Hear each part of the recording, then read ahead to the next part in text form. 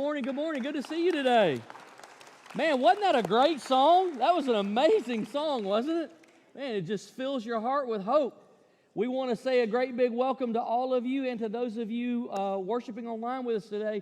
Glad to have you here. I want to give you a big update about the Christmas season because there's so many opportunities for you to help make a difference this Christmas season. No, we're not doing the gospel according to Scrooge, but we are more committed to outreach than ever. And that starts in 2 days. This Tuesday, Giving Tuesday, we have an opportunity as a church to give to our community. Now, if you're new to Kingwood, you may not know this, but for years and years and years, we've been giving to frontline ministries in our community who help to feed people who are hungry right here locally in Shelby County. We have ministries we support that work with those who are rescuing people out of sex trafficking, those who are working with foster care. There's a whole list. You can find it on our webpage. But what we do is we receive an offering on Giving Tuesday, and if you'll follow us on our Facebook page and social media, you can see all the next 48 hours we'll be releasing information. But in the last several decades, we've been able to give over $400,000 to those ministries in our community so that they can continue to make a difference, which I think is awesome. Awesome. So let me just give you a quick confession, okay? Confession time. So starting this Christmas season, that's the first way we're going to give you to make a big difference. Because as the economy's struggling, people are hurting, right? More than ever. And so it's more important than ever, even though everything's tight, that we step out in faith and make a difference. Now, look, I'll just give you a confession as a pastor. Just like at your house, here at our house at Kingwood, our expenses have gone up and our income has gone down a little bit. And it's really important that we fill that gap in before the end of the year. So my temptation as a leader is to say, man, we're asking people to give to these ministries and needs in our community, but I know that we have needs inside that we can't meet. So what do? I think that's a choice that we're all kind of faced with when times are hard. Are you going to live in fear, or are you going to live in faith? And so as a church, what I'm saying to you, we'll talk later about how you could help us close the year well. But look, God did not put this church in this community so that we could just live for ourselves. He put this church in this community so that we could make a difference in this community. So the first thing I'm going to ask you to do this Christmas season is to give 100% of everything you give will go outside this church into this community, because He put us here to be a movement of hope, and we're going to live by faith. We're not going to live by fear. Okay? So I'm going to ask you to join us in that. And then we have a family movie night that'll be a great opportunity for you to invite a friend or a neighbor. And then on December 18th, candlelight Christmas service. And let me just say this to you. We have these out in the foyer, and many of you have gotten them already, but maybe you haven't yet. It's just a simple invitation. Now you look at it and you say, it doesn't say anything about Christmas. On the back is a QR code. You can take that QR code and scan it, and it will link you to all things Christmas at Kingwood. So this QR code is always kept current with whatever current series we're on at the time. And so these work year-round. So what I want to ask you to do is I want to ask you to take some of these, invite someone you know to our Christmas service, because we're going to be talking about how Jesus is the hope of the world and how He's invited all of us to come into relationship with Him. So here's what I know. There's somebody in your sphere of influence that's one invitation away from having their life changed. That's what I know, because we see it almost every week. I meet someone who says, hey, this is my first time at Kingwood, or we've been watching online for a little while, and this is our first Sunday here. It's happening more and more. So I want to ask you to help us be a movement of hope this Christmas season by inviting someone you know. Now, how many of you have already decorated for Christmas? How many of you? Maybe I should have asked how many. No, I don't want to embarrass you. How many of you are not decorated for Christmas? Christmas season is filled with wonder and color and great food and celebration and party planning and shopping and desserts and movies and incredible characters like Rudolph, Frosty the Snowman. Come on, some of you like them. Ebenezer Scrooge, Santa Claus, the whole deal. Well, what I want to do in this series called The Star of Christmas is I want to show you why Jesus is the real star of Christmas. But to do that, I want to introduce you to some characters, and some of those characters are going to be here with our kids in Kids Church every week this month, and they're all going to be here on the 18th. But I want to introduce you to a character. You're not actually going to see them today, but you're going to see the effect of them. You're going to see what happens when they move into a situation. So, not Frosty, Jack Frost is the first character I want to introduce you to. And our video team put this little video together to show you how when there's some children that were trying to have breakfast, and in the middle of their breakfast, they had an encounter with Jack Frost. So take a look at this. Yeah, Cheerios! You got Mama, they're frozen. What do you mean it's frozen? Is that frozen? Yeah. Very frosty. I can't eat it.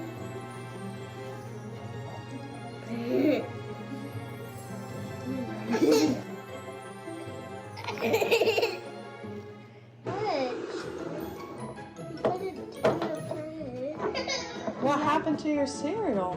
Now we can't get it. Why? I'm thirsty.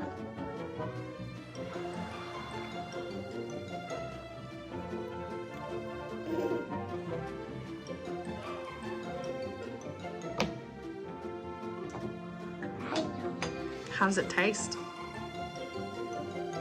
Freezing. I can't even eat. Do y'all think that Jack Frost had something to do with this? Yeah. Why don't you froze your cereal? Freezes everything. Why?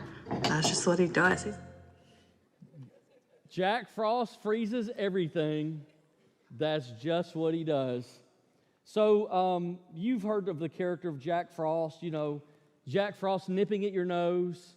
He's the one supposedly that puts the little blast of frost on the windows. When you feel bitter cold on your fingers and toes, you know, this is the work of Jack Frost. But I did a little research to find out, you know, is Jack Frost based on a real person, or where did this come from? And the more his character evolves, the harder he is to understand, because Jack Frost is like an amalgamation of folklores. Like, he wasn't a real person, and it just kind of became this legend that evolved over time. But the more it evolves, the more we understand him as this mischievous and cynical, and we're not sure that we can trust him. He's unpredictable. And if Jack Frost were a real person, we would have to ask the question, how did he get that way? How did he become a person who takes joy in, you know, blasting kids' cereal? Like, how does he become a person who is cynical and all of that? And if he were a real person, we would have to ask that question. Now, if you'll let me just take a Christmas leap this morning, if Jack Frost were a real person, we would have to say, I think something happened to him. Something bad happened to him. Somebody hurt him, or else how else would he be so frozen-hearted? And that's what happens to all of us when we get hurt. We have to figure out how to deal with that. And so what happens when we get hurt is we have to figure out how to try to resolve that pain. And what I want you to do this morning is just give you some ways that some things that start to surface in our life as we try to resolve a wound or a hurt. And kind of the way that, you know, Jack Frost tried to. But if we don't resolve those hurts, it has a deep impact on our life and our relationships and how we function every day. So here's the list. You can look at it. So oftentimes when a person's hurt, if they don't resolve the hurt, they become critical. Criticism rises up. You know, and they begin to think, they begin to see everything in a critical way, because what's really going on is there's hurt inside that they don't know how to resolve. or anger. Sometimes angry people are hurt people. Or let me say it a different way. Angry people are people with a hurt that's never been resolved. And you can just move down the list. Sarcasm, suspicion. People that are hurt and the hurt hasn't been resolved become suspicious of everything and everybody. Oh, that's how they get you. They're out. Everybody's out to get you. You just have to keep an eye on them and figure it out. People who have an unresolved hurt become distrustful. Pessimism and cynicism, withdrawal. Some people, just like a turtle, pull back in their shell and say, you won't hurt me again because you won't be able to find me. I'm going to hide. I'm going to hide so well that no pain is ever going to affect my life again. Pettiness. People that major on the minors. Every little thing is a big giant thing, because what they're trying to do is figure out how do I deal with this hurt, and what I'm going to do is just microscopically zoom in on every little thing and measure it, and not let any little thing come into my life again. Before it becomes a big thing, I'm gonna get it. Impulsiveness, compulsiveness, seeking revenge, gossip. It took me years to understand. Years. A chronic gossip is a wounded person. A person who compulsively and consistently talks about other people is a wounded person. There's an unresolved hurt inside somehow, and they're avoiding it by dealing in everybody else's business. Inability to maintain relationships. If you look behind you in your life and you have a lot of start-stop relationships, if you have a lot of relationships that weren't able to be maintained, then what might be really going on is you have an unresolved hurt inside your heart, and it's prevented you from maintaining relationships. Self-righteousness. Man, people that get hurt oftentimes turn their heart cold like Jack Frost and say, oh, they're the kind of people that would do that, but I would never do anything like that. And that becomes that's the torch they carry. They champion that cause. We're never going to do that, and we're never going to let. What they don't see is that they have other blind spots of things that they do. They're just not going to do the one that's done to them. Entitlement. If you knew what they did to me, you would know that I'm entitled to this. My pain has earned it for me. And then this one, dehumanizing the offender. Man, when people have unresolved hurt and it goes really bad, turns to bitterness, by the way, that's where we are as a culture right now. We're in an angry culture. If the first thought that comes to your mind when you think about a Republican or a Democrat is their ideology or their party affiliation and not the fact that they're a human, your heart might be getting cold. Because we have to think about people first as humans and people, and not dehumanize them down to the smallest amount of their cause or whatever it is that we don't like or disagree with. So, Jack Frost's heart got really cold. Look at this list for a minute, and I want you to try to identify in it where you go when you get hurt. What is your intuition? What is your impulse? Which one or ones of those tend to start to show up in you? What is your natural reaction when you get hurt? Which one do you turn to first? That's a very important thing to know, because it shows you how you might be trying to handle something on the outside that's actually going on the inside. I remember back in the 90s, some of you remember Promise Keepers. And they had a Promise Keepers Pastors Conference. And 45,000 pastors from across America, across denominations and everything, came to this big rally in Atlanta. And it was amazing. I don't know that we'd ever had anything like that in American history. And on the way into the Georgia Dome, there were protesters outside with signs, like picketing the clergy conference. And they were so angry. And I just thought, my goodness, like this is the cause? Like, this is the thing that of all the things wrong with the world, this is the one you pick to protest. And they're just protesting and holding these signs and, me and a couple of my friends that were with me, we stopped and talked to a few people, and everything was, Billy Graham was a fraud, and they were just going down the list.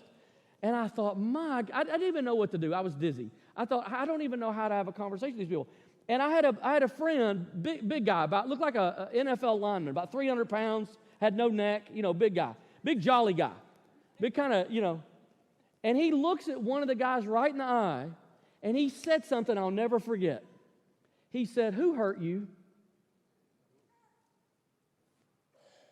And I thought, I didn't even know what to say. But I think he said it. He said, "Who hurt you?" And the guy went, "That's not what this is about."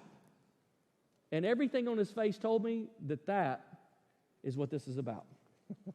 It's exactly what it's about.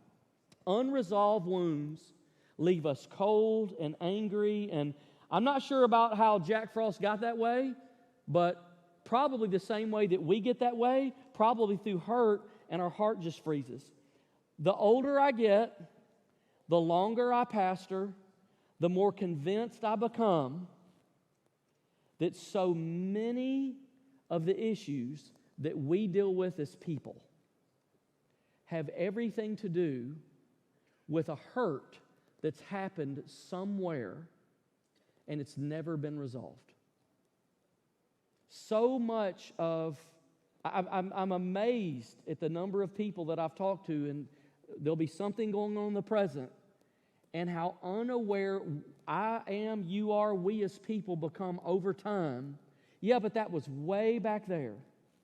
That has nothing to do with now. Can I tell you, unresolved hurt has everything to do with now. It doesn't matter how long ago it was. It doesn't matter, you could move to another state, you could start a new life, you could start a new family, you could start a new job, you can start anything new you want to start. But until it's resolved, it has an impact on your daily life. It has an impact on your relationships and on your present. So for us, we try to deal with these wounds, but we don't always know what to do. So maybe by this point you're thinking, I've walked into a therapy session of some kind and I thought I was just coming to church. You may be a little skeptical and say, hey, so what you're saying really is we're all victims, and if we'll just accept that we're a big victim and whatever, we'll embrace that identity, then all our problems will go away. That's not what I'm saying. What I'm saying is that we as people tend to underestimate the effect of the wounds that come into our life. And what I'm pleading with you to do today, and I'm asking you to consider, is to not underestimate the pain or wound that's come into your life. Not underestimate the effect that it can have on your present relationships or future relationships. I've heard stories that would literally make your heart sink. People who've been carrying wounds for years and years, something like, a parent's abuse or a parent's abandonment, a spouse who may have smashed your heart, or a trusted authority, a coach, a pastor, a teacher, a leader who you thought was a trusted, safe person, and they ended up not being safe. They did something to you that they shouldn't have done. Maybe a church that you were a part of that was supposed to be a safe place, but something happened there and it wasn't a safe place. You may even be here this morning and just be mad at God. Maybe the unresolved conflict inside of you is, God didn't act the way that I thought He should. He didn't do what I thought He would do. And it creates this separation and this conflict and tension between you and God. Maybe it's a friend that you trusted with your life. And there's nothing that stings like the betrayal of a trusted friend. How do you resolve these things? Well, it's a holiday weekend. And I know that we have, family here, family online with us, maybe people from out of town. And so I want to be careful. I realize could be a sensitive thing. But in the holidays, we see family we don't see all the time. We retrace some of our steps that we've forgotten about. In the busyness of everyday life throughout the year, we can kind of hold these things off, but somehow near the holidays, we tend to take a look inside. we tend to reflect a little more. We slow down a little more, and some of these old feelings surface. And I know this just by working with people long enough. These pains are not made up. They're real. And they're rarely exaggerated. So how do you resolve them? There's only one way to resolve an unresolved wound, hurt. Here it is. It's forgiveness. That's the only way. I already gave you the list of other things we try. How's that going? Forgiveness is the only way. Lewis Smedes wrote an old classic book called Forgive and Forget. And here's what he said about forgiveness. To forgive is to set a prisoner free and discover that the prisoner was you. Forgiveness is as much for you as it is for the person who may have done whatever they've done to you. I shared this a few weeks ago in our How to Thrive When Life is Heavy series, but I want to share it again because I think it paints the picture perfectly. There was a pastor of a large church, about 20,000 people, and he noticed that emotionally he began to grow numb, and he wasn't able to connect with life or ministry or relationships the way that he was, and he knew that he was in trouble. And before something bad happened, he went away to a place actually called a Blessings Ranch. It's a Christian counseling and recovery center. And he went away, and one of the sessions, what they asked him to do is they said, what I want you to do is I want you to make a list of all the people who've hurt you. Make a list of all the people who've hurt you. And he said, I was amazed. As I sat down and wrote the list, in all these years, it was only 7 or 8 people. I mean, you would think it would be 30 or 50 or, I mean, the guy pastors a church of 20,000 people. You think it may be 1,000? It was only 7 or 8 people. It was only 7 or 8 people. And he told the counselor, he said, and he goes, it's always. Here's what the counselor said, it's always just 7 or 8 people. That's what it is. But what happens is we have those hurts, and rather than resolving them, we carry them. And the weight stacks up over the years and starts to drain off. The life and the goodness and the peace and the mercy starts to drain off and numb us out. And so what he did is he said, we want you to go through every one of those names, and let's work through a process of forgiving each one of those people. And he said, man, in time, his emotions came back, his heart thawed out, warmed back up, and he said, I felt like I was alive again. He goes, I live lighter now than I did before. Here's what I want to ask you. Have you ever made a hurt list? Not a hit list. Closely related, but different. Have you ever made a hurt list? Have you ever sat down and written down the names of the people who hurt you? I would encourage you to try it and just see what the list looks like. Now, I think one of the hindrances that we oftentimes have in this area of forgiveness is we misunderstand what forgiveness is. So what I want to do this morning is I want to give you a few thoughts on what forgiveness is not before we talk about what forgiveness is. Here's the first one. Forgiveness is not forgetting. Listen, there are some things that happen in this world that are so traumatic, the human brain is never going to forget it. And it would be terrible for you or I to ever think that we have not forgiven something because we still remember it. If you make that the standard of forgiveness, you're going to put a weight and a hardship on your life that you can't carry. Some things won't be forgotten, but that doesn't mean that they have to ruin your life. Forgiveness is also not feeling better. You might feel better. You might feel nothing. Don't make your emotional response the standard by which you measure, have I really forgiven this person or not? Feelings can be misleading. Feeling better is not the goal. Getting better is the goal. Sometimes they go together, sometimes they don't. Forgiveness is also not agreement. Forgiveness doesn't mean that I agree that what the person has done is appropriate or acceptable. Actually, what true forgiveness is stating uncategorically that what the person did is absolutely not acceptable and will probably never be acceptable. I mean, if it's acceptable, what would need to be forgiven? Nothing needs to be forgiven that's acceptable.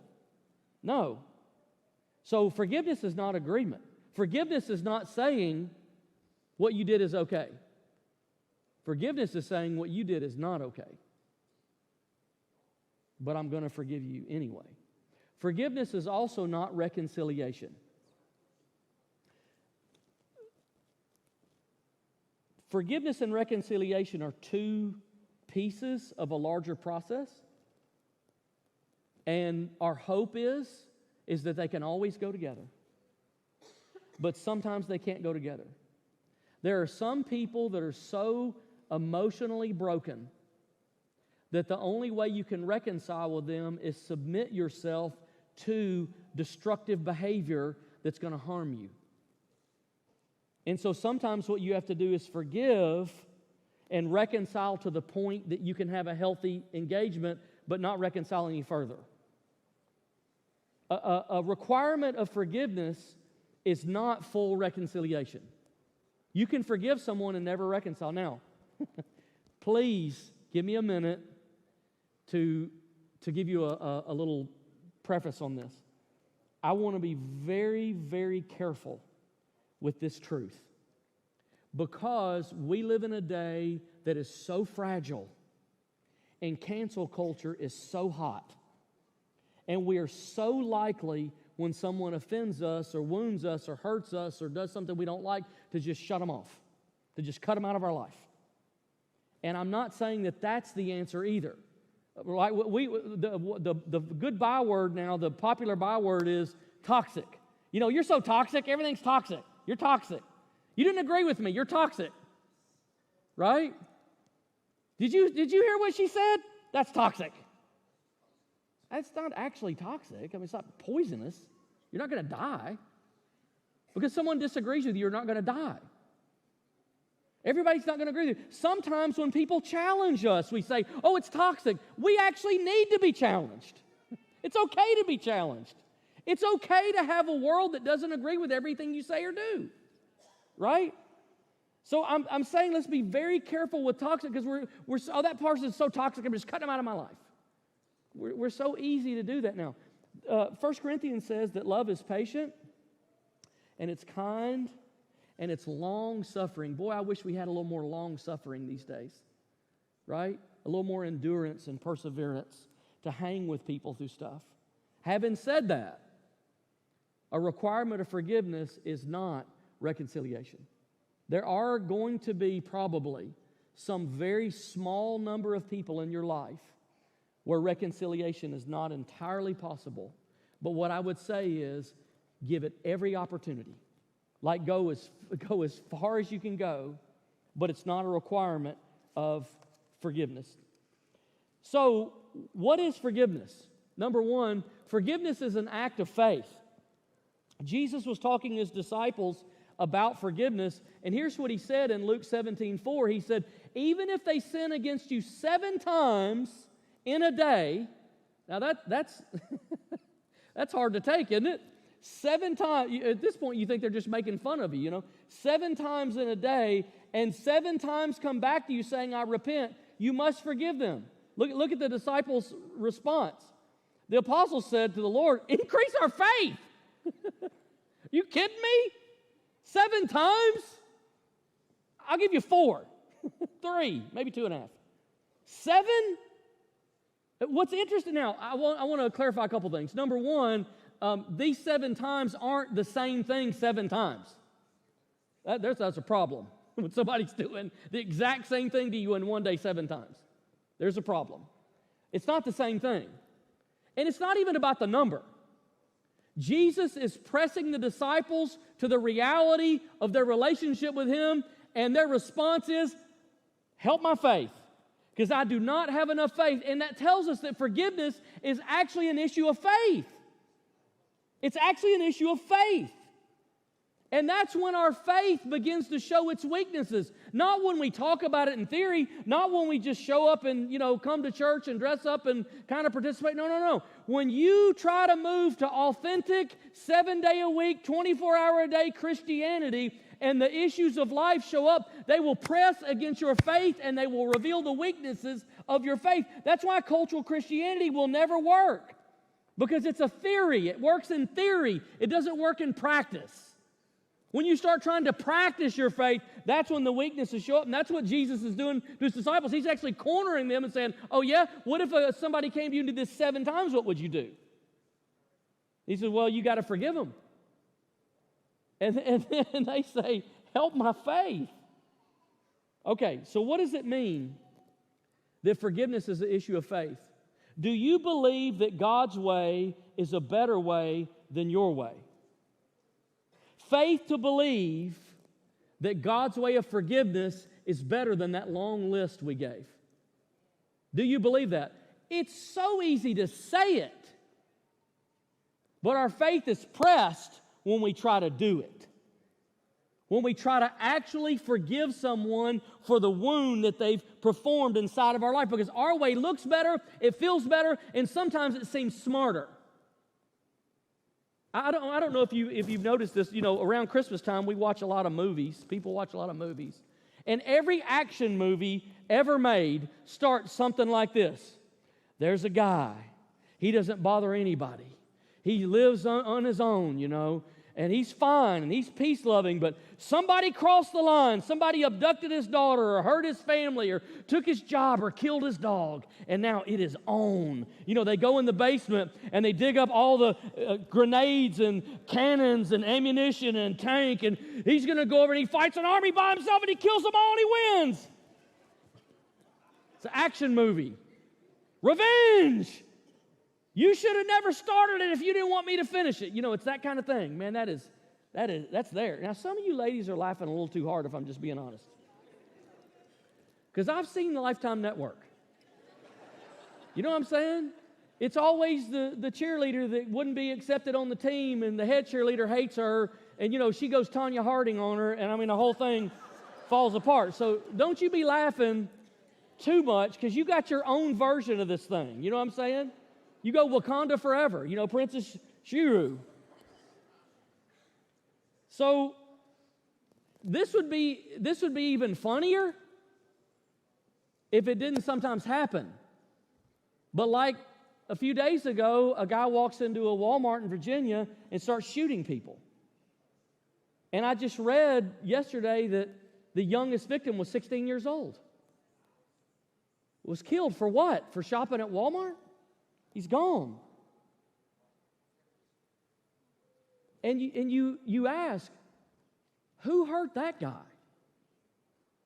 Like, what happened to him? What unresolved issues were in that guy's life? Now, that's a very extreme example, and fortunately, we don't all get there. But you can see the list. Like, what are you going to do when you're hurt, and you're going to be hurt because you're human? And you're surrounded by humans, and there's no way to avoid it. So when you get hurt, what are you going to do? Are you going to have the faith to believe that God's way is better? Or are you going to take in one of those other ways, in anger or revenge or spite or withdrawal or sarcasm or cynicism or distrust? What are you going to do? That's the question. Jesus gave the disciples a response. He said in Luke 17:6, listen to this. There's two plants in this answer that I want you to pay attention to. If you have faith as small as a mustard seed, so remember that, it's really little, you can say to this mulberry tree, there's the other plant, be uprooted and planted in the sea, and it will obey you. So what is he saying? Jesus tells his disciples, you got to forgive even if it's 7 times, and they're going, woo, we don't have enough faith, help our faith. And Jesus gives one of the most amazing answers that will set you free and empower your life so much. And at first it sounds condescending, even if you have a little faith. But I want you to hear it a different way. What Jesus is saying is, hey, for this stuff to work, you don't have to be a super Christian. You don't have to be Paul the Apostle or Moses or even Jesus himself. You just need a little bit of faith. You don't need a lot. You don't have to have giant faith. You don't have to be like the person in your church who prays all the time. You can just be an average, everyday person. And if you just have, if you just have a little faith, not just have it, but if you actually put it into action. If you just take a step, just a little baby step, just to act on, just reach, just try. Just try God's way. Just have enough faith to say, hey, maybe God's right about this. I think I'm just going to try. Even a little bit of faith will set you free. Now, what about the mulberry tree? It's quite a picture, because a mulberry tree had an enormous underground gnarly root system that strangled the earth. Actually, they were told you couldn't plant a mulberry tree within 75 feet of an underground well because the root system might break in and crack it. It was terrible. You could cut a mulberry tree off at the ground level, and sometimes it would even grow back because the roots held it. That's how tough it was. How on earth could you uproot something like that that's strange? Maybe you say, you don't know what happened to me. There's no way I could ever forgive what happened to me. And Jesus is saying there is a way. How do you uproot something so gnarly and nasty and painful? Here's how. If you give Jesus just a little bit of faith, just a small little microscopic grain of faith, He promises to be active inside it. He promises to help you and to move in it and uproot even the most difficult things. Number 2, forgiveness is a decision. Now, in Scripture, oftentimes, forgiveness is stated as a matter of fact. Like in Ephesians 4:32, be kind and compassionate to one another, forgiving each other, just as in Christ God forgave you. It's just kind of stated as a matter of fact, something that you just do. And then back in Luke, what we just read earlier, 17:4, Jesus said at the end of that, even if they sin against you 7 times, but look at the last part, you must forgive them. Not you might, not you should, not you ought to. In the South, that's what we say, you ought to. You must forgive them. It's just stated as a matter of fact, which tells me it's a decision. So when you get hurt, where you're actually at is you're at a fork in the road. And you can either take that path that says, I'm going to internalize this, I'm going to stew on it, I'm going to get revenge, I'm going to cut that person out of my life, whatever you're going to do, or you can take the path of faith and say, okay, Jesus' path is better than my path of revenge or spite. Now, just because it's a decision doesn't mean it's easy, and just because it's a decision, it doesn't mean that you don't have to do it again and again. You might come back to the same pain and decide again, and decide again, and decide again. You might come and say, today I decide to forgive this, and then tomorrow you might have to get up and do it again. You might have to say, you know what, today I decide again. Because some pains are so deep, that root system takes a little while to unclog. It takes a little while to get all of that out. Here's the last thought. Forgiveness is releasing the other person. You know one of the main words used in the New Testament for forgiveness? In the Greek language, the New Testament was written in Greek. So if you go back and look at the Greek word for forgiveness, there's 2 main words. One of them means to release. It means to release. It means to send away. It means to let go. To send away, to release, to let go. Isn't it amazing that the things that hurt us the most in life are the things that we won't let go of? You can hold it and hold it and hold it and hold it. And you can hold it until it freezes your heart. But your heart will never thaw out until you let it go. And what does that mean? What does it mean to forgive? What does it mean to release? It means this. It means that you have stated to the person, or if that's not possible, you've stated in your heart toward the person, I let you go from any and every obligation that you have toward me. You owe me nothing. And you and I are equals. You don't have a lesser standing in our relationship than I do. We are equals, and I release you, and I let you go, and I release all judgment that I had over your life. And I release all criticism that I've held against you. And I'm not looking somewhere in the future for you to pay me back or treat me better because you got to make up for this. I let go. I just absolutely release it. One more quote from Lewis Smedes from his little book, Forgive and Forget. You will know that forgiveness has begun when you recall those who hurt you and feel the power to wish them well.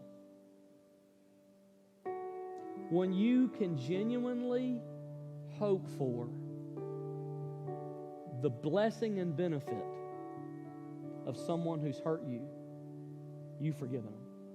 You've let them go. The only path to a warm heart is forgiveness. Now, that brings us right to the end. Why is Jesus the real star of Christmas? Why isn't it Jack Frost or Rudolph, or why is it Jesus? Here's why. Jesus was the most innocent person who ever lived. He never did anything wrong to anybody, to himself, to his father, to anybody, to the earth, to anybody. He was innocent, completely innocent. And arguably, he's the worst treated person that ever lived. He was rejected, he was betrayed, he was spit on, he was beaten, and while he was being tortured to death, listen to what he said in Luke 23. Jesus said, Father, forgive them, for they do not know what they're doing. Jesus is the star of Christmas because he was the best person that got treated the worst way, and in the darkest hour of his life, he made a choice. And his choice was to forgive. And because of that choice, you and I know freedom and joy and grace and kindness like we would never have known. You know why? Because when you forgive, it releases good things. It releases good things into your life and into the life of those around you that would have never existed had you not let go. So would you stand with me this morning? How about that hurt list? How about that hurt list? It might take some time. When you make your hurt list, you might need to contact a few people in the right way at the right time. Maybe some of them aren't even alive anymore. And you just have to work down that list and say, God, give me the grace to let this person go. I'm just telling you, your life will be so much lighter when you do it. And here's the beauty of it. Because Jesus chose forgiveness at the worst time of his life, and he died and came back from the dead like we sang earlier, he's promised to be in your little seat of faith and to give you the same power that the Holy Spirit gave to him to forgive, to give it to you when you need to forgive. So you're not even doing this by yourself.